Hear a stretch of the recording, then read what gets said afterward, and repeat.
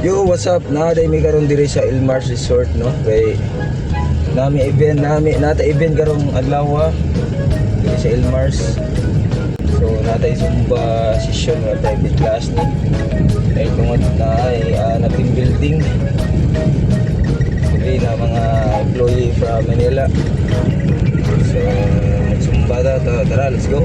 Bali gi-invite ra data sa management sa Ilmars Resort mga idol. Kay naa sila client nga ni-request og Zumba. Mao nang gikontakta nila. Nya kanila mga client dili ni basta-basta kay gikan ning Manila. Niari lang gid sila para mag team building ra o di ba mga dato kay sila. Ang name silang company is Federal Land Incorporated. Sila ang sikat nga real estate developer around Philippines. Mao ning ato ni asikasuhon kay mga VIP ra ba ni sila. Bali nangita rin may bakante para makaparking ni Samo ang buko-buko ng idala mga idol. Diri na ta nagparking dapit sila reception area kay dili na pwede dito sa beach ato ang sakyanan. Nya kinanam ta diri sa reception magpaila-ila din ta nila. Medyo nasugamag ta kay mga Tagalog man din ni sila.